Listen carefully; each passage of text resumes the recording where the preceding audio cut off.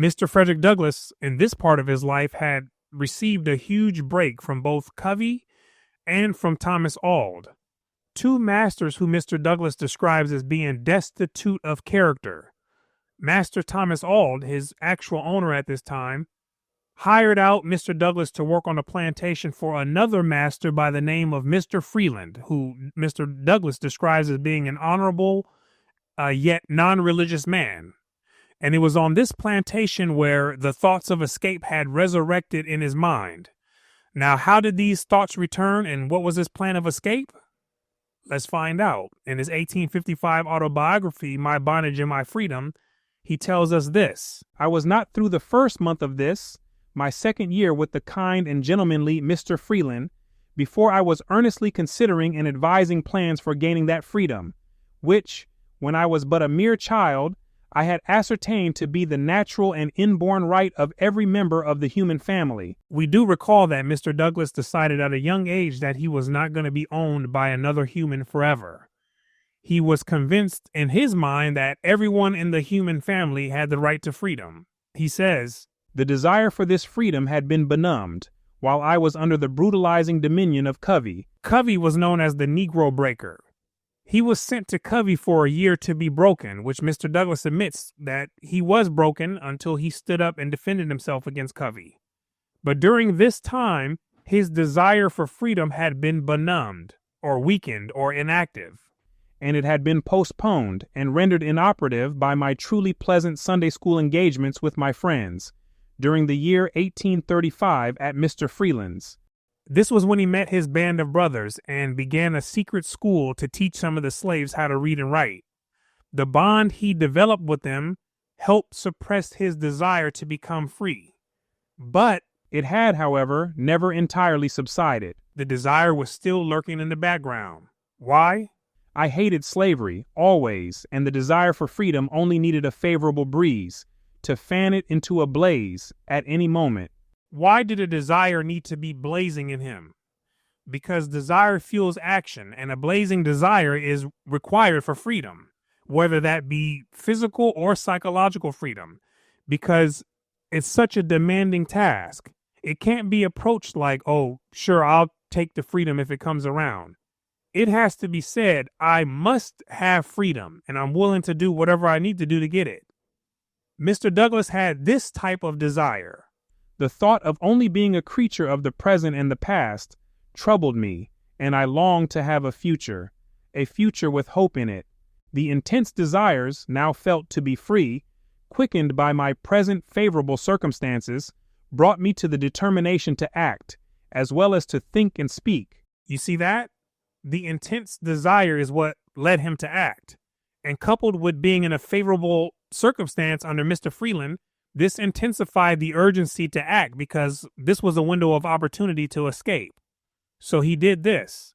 Accordingly, at the beginning of this year, 1836, I took upon me a solemn vow that the year which had now dawned upon me should not close without witnessing an earnest attempt on my part to gain my liberty. This vow only bound me to make my escape individually, but the year spent with Mr. Freeland had attached me as with hooks of steel to my brother slaves. The most affectionate and confiding friendship existed between us, and I felt it my duty to give them an opportunity to share in my virtuous determination by frankly disclosing to them my plans and purposes.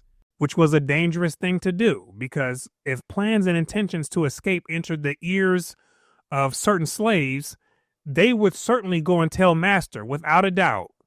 But Mr. Douglass felt comfortable enough and obligated to let them in on the scheme. He says, "Toward Henry and John Harris, I felt a friendship as strong as one man can feel for another, for I could have died with and for them. To them, therefore, with a suitable degree of caution, I began to disclose my sentiments and plans, sounding them the while on the subject of running away, provided a good chance should offer." He still had to use some caution even telling them. Why? Because what he had in mind was a foreign idea and extremely risky. He's talking to people who only know the world of slavery, and running away is one of the worst things people of their kind could have done. So I imagine he had to tell them little by little to gauge their reactions and to see how they would respond to certain ideas when they're handed out. You have to know how to read the character of people to see if this was a good fit for them or not, because this wasn't something for everybody. That's the reality. It just wasn't. Many people at that time had a mind that was just too far in a different direction to be a good candidate for escaping.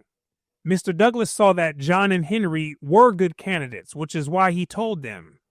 He writes, "I scarcely need tell the reader that I did my very best to imbue the minds of my dear friends with my own views and feelings, attempting to get their desire burning as well.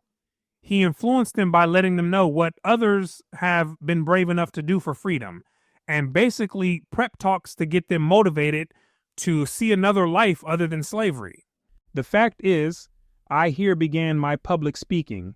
I canvassed with Henry and John the subject of slavery, and dashed against it the condemning brand of God's eternal justice, which it every hour violates. My fellow servants were neither indifferent, dull, nor inapt. Our feelings were more alike than our opinions. All, however, were ready to act when a feasible plan should be proposed. Show us how the thing is to be done, said they, and all is clear." Notice how he had to change their mindset before they were ready to act. This is important to recognize because the door to human action is through the inner worlds. Thoughts and beliefs had to change and desires had to be cultivated in them before Henry and John reached the point of being ready to act. If the inner world is neglected, then the outer world will reflect it. Now watch this. We were all, except Sandy, quite free from slaveholding priestcraft. Everyone else had escaped the grip, except Sandy. They still owned his mind with their religious indoctrination. Mr. Douglass was able to provide keys to his other brothers for them to mentally free themselves. But Sandy was still very far down in the pit, right? Now here's some of the priestcraft ideas that may have been growing in the garden of his mind. It was in vain that we had been taught from the pulpit at St. Michael's the duty of obedience to our masters. Ephesians 6:5, a favorite biblical verse for slave masters. What else?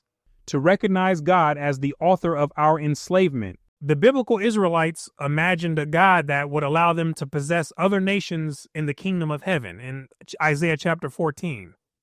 The Europeans imagined their God in a similar way, but it gave them permission to own the people that they named Negroes. This was a priestcraft idea that Sandy may have struggled with and couldn't uproot from his garden. What else? To regard running away an offense, alike against God and man. Running away was said to be an offense against God. And if this idea was firmly planted in a slave's mind, then you can forget about it. Don't even ask him, her, or whoever it is, because that person's not going to budge. That person is a liability and needs to be left behind, right? What else? To deem our enslavement a merciful and beneficial arrangement. He's about to expound. To esteem our condition in this country a paradise to that from which we had been snatched in Africa. Basically saying to be a slave under the whites in America was heaven compared to living in Africa. So be thankful of the trade-off. What else? To consider our hard hands and dark color as God's mark of displeasure and as pointing us out as the proper subjects of slavery. We don't use the word dark to describe color because that word is a trap, but I left it here to keep Mr. Douglass's words intact. But they taught that the rich brown color was a mark that God used to indicate who were the people to be enslaved. What else? That the relation of master and slave was one of reciprocal benefits. That our work was not more serviceable to our masters than our masters' thinking was serviceable to us. They taught slavery as being beneficial to both parties. It benefited the whites because it supplied workers, and it benefited the blacks because they were said to be incapable of governing themselves. So the thinking ability of the whites is what allowed them to enjoy structure and proper management, right? Mr. Douglass is letting us know that this is how they used the tool of religion and God to indoctrinate the slaves. And everyone else except Sandy had been broken free from these doctrines, right? Let's continue. I say, it was in vain that the pulpit of St. Michael's had constantly inculcated these plausible doctrine. Nature laughed them to scorn. For my own part, I had now become altogether too big for my chains. Father Lawson's solemn words of what I ought to be and might be in the providence of God had not fallen dead on my soul. I was fast verging toward manhood, and the prophecies of my childhood were still unfulfilled, which was becoming free. The thought that year after year had passed away, and my resolutions to run away had failed and faded, that I was still a slave, and a slave too, with chances for gaining my freedom diminished and still diminishing, was not a matter to be slept over easily, nor did I easily sleep over it. But here came a new trouble. Uh-oh. Thoughts and purposes so incendiary as those I now cherished could not agitate the mind long, without danger of making themselves manifest to scrutinizing and unfriendly beholders. The thoughts of him desiring to escape and preparing to do so, his inner world activity, could not continue growing in his mind without making an impression on his behavior and body language, his outer world activity.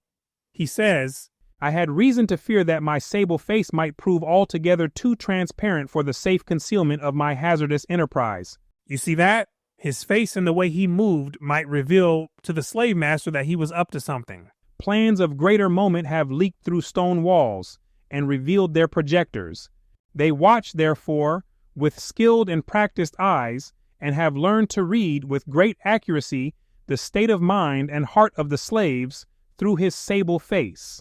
Just as you've learned to do this with anyone else you have a consistent relationship with, whether it be close friends or family, you get a sense of their moods and personality, and you can know when something is up, especially if it's in children of yours. The slave master and overseers were like this with their slaves. They looked for unusual patterns that raised intuitive suspicions. And he says that they're very good at doing this. These uneasy sinners are quick to inquire into the matter where the slave is concerned. And here are the hints. Unusual sobriety. Too calm, or a calmness that is outside of the person's typical character. What else? Apparent abstraction. Disconnected from reality, as if the person is preoccupied with thoughts that are outside of their immediate environment and happenings. What else? Sullenness and indifference. Silent, repressed, withdrawn, and unconcerned about what's going on around them. What else? Indeed, any mood out of the common way afford ground for suspicion and inquiry. Often relying on their superior position and wisdom, they hector and torture the slave into a confession by affecting to know the truth of their accusations. Here's what they say. You have got the devil in you, say they, and we will whip him out of you. Which means they're accused of doing something the masters didn't agree with, like planning to run away and to get freedom. That's explained as having the devil in them. Why? Because in their mind, God has personally put slaves under their subjection. So to defy that rule is to go against God, which is the devil, right? From that line of thinking. And to prevent the slave from acting that way, or to rid him of the devil, it has to be whipped out of him. Mr. Douglass says, I have often been put thus to the torture on bare suspicion. But that didn't stop him. I had succeeded in winning to my, what slaveholders would call wicked scheme, a company of 5 young men, the very flower of the neighborhood, each one of whom would have commanded $1,000 in the home market. At New Orleans, they would have brought $1,500 apiece, and perhaps more. The names of our party were as follows: Henry Harris, John Harris, brother to Henry, Sandy Jenkins of root memory, Charles Roberts, and Henry Bailey. I was the youngest but one of the party. I had, however, the advantage of them all in experience and in a knowledge of letters. He had the experience and could read and write, which made up for him being one of the youngest. This gave me great influence over them. Perhaps not one of them, left to himself, would have dreamed of escape as a possible thing. Not one of them was self-moved in the matter. They all wanted to be free, but the serious thought of running away had not entered into their minds until I won them to the undertaking. And here's why. They all were tolerably well off, for slaves, and had dim hopes of being set free someday by their masters. They lived decent lives for slaves. They were treated well, were well taken care of, and they probably were not overworked. and there was a small possibility that they could be let free someday by their masters. So in this circumstance, they probably felt that it was not worth the risk to travel the unknown to find freedom, or freedom wasn't attractive enough to take the risk on their own. They must have really believed in Mr. Douglas's vision to get them on board, right? Let's continue. Pending the time of our contemplated departure out of our Egypt, we met often by night and on every Sunday. At these meetings we talked the matter over, told our hopes and fears, and the difficulties discovered or imagined, and, like men of sense, we counted the cost of the enterprise to which we were committing ourselves. These meetings must have resembled, on a small scale, the meetings of revolutionary conspirators in their primary condition. We were plotting against our so-called lawful rulers, with this difference that we sought our own good and not the harm of our enemies. We did not seek to overthrow them but to escape from them. As for Mr. Freeland, we all liked him and would have gladly remained with him as freemen. As freemen was the condition, not as a slave. So they would have worked for him, no problem, if he didn't own them and he paid wages. So this escape wasn't anything personal against him. It was about principles. That's why he says, liberty was our aim, and we had now come to think that we had a right to liberty, against every obstacle, even against the lives of our enslavers. In the progress of our preparations, Sandy, the root man, became troubled. This is after they had been secretly planning and practicing their escape amongst each other for some time. Just prior to showtime, Sandy became troubled. He began to have dreams, and some of them were very distressing. One of these, which happened on a Friday night, was, to him, of great significance, and I am quite ready to confess that I felt somewhat damped by it myself. He said, I dreamed last night that I was roused from sleep by strange noises, like the voices of a swarm of angry birds, that caused a roar as they passed, which fell upon my ear like a coming gale over the tops of the trees. Looking up to see what it could mean, said Sandy, I saw you, Frederick, in the claws of a huge bird, surrounded by a large number of birds, of all colors and sizes. These were all picking at you, while you with your arms seemed to be trying to protect your eyes. Passing over me, the birds flew in a southwesterly direction, and I watched them until they were clean out of sight. Now I saw this as plainly as I now see you. And further, honey, watch the Friday night dream. There is some pun in it, shows you born. There is indeed, honey. Although Mr. Douglass didn't like the dream, he did not let it stop him. He mentions that it did have some lingering effects, but other than that, they continued to practice and plan. They would discuss various routes and they would provide feedback to one another, criticize and object to the plans that seemed unfeasible. They had to plan for the slave catchers patrolling in certain parts of the border, who couldn't wait to catch them in inward. So this is things that they had to plan for. They also had to plan for the simple fact that any white man at any time could stop, examine, and or arrest them.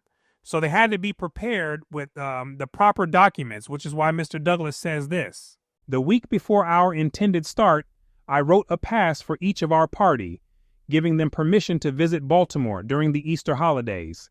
The pass ran after this manner. This is to certify that I, the undersigned, have given the bearer, my servant, John, full liberty to go to Baltimore, to spend the Easter holidays near St. Michael's, Talbot County, Maryland. This is another reason why they didn't want Negroes learning how to read and write. It made forgery much easier, therefore making escape easier. So we've got forged passes with permission to go to Baltimore just in case they're stopped. Although we were not going to Baltimore and were intending to land east of North Point, in the direction where I had seen the Philadelphia steamers go, these passes might be made useful to us in the lower part of the bay while steering toward Baltimore. These were not, however, to be shown by us until all other answers failed to satisfy the inquirer. We were all fully alive to the importance of being calm and self-possessed. When accosted, if accosted we should be, accosted means confronted in an aggressive manner. And we more times than one rehearsed to each other how we should behave in the hour of trial. And just as the day of escape approached, they had all the necessary items to get from Egypt into the Promised Land. They packed clothes, food, and permission passes. And as the day approached, Mr. Douglas's thoughts were these. I cannot describe the tempest and tumult of my brain that morning.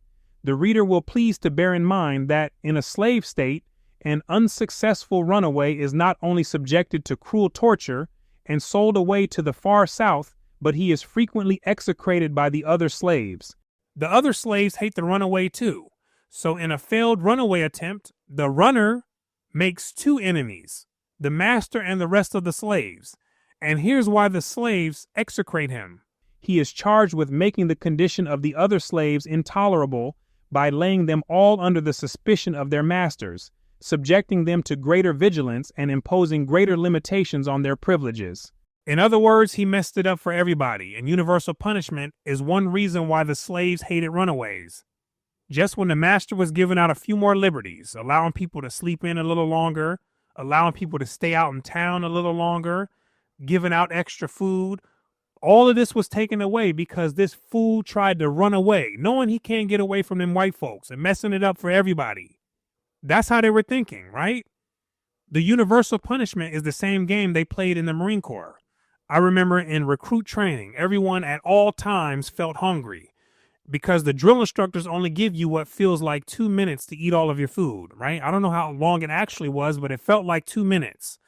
So people were in there eating like dogs. And the drill instructors, when they say stop eating, that means stop eating right away and time to get up from the table fast. You get up, you put away your tray, and then you get in formation.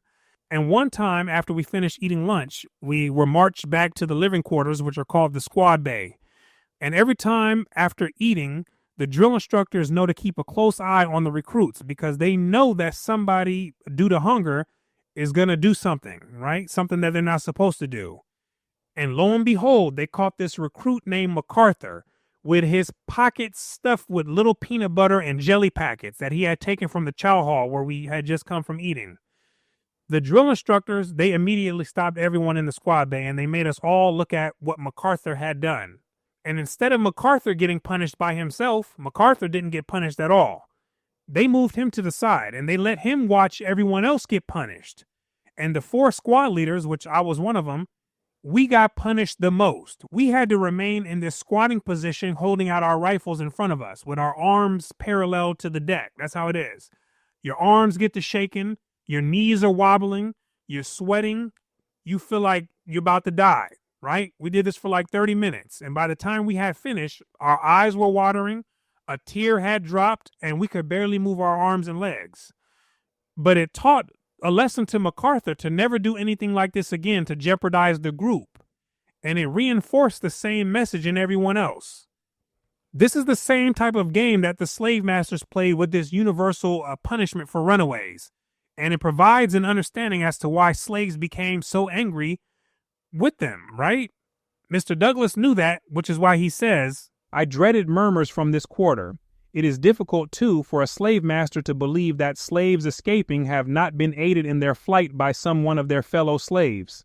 When, therefore, a slave is missing, every slave on the place is closely examined as to his knowledge of the undertaking, and they are sometimes even tortured to make them disclose what they are suspected of knowing of such escape. So Mr. Douglass definitely had some concerns and most certainly did not want to fail this attempt. He now has the people, he has the plan, and they have practice. The only thing left is to proceed, which we're going to discuss coming up. We're going to see how this escape to freedom progressed, right? So I want to thank you right now for your time. My name is Brooklyn St. Michael, and I'll see you in the free world.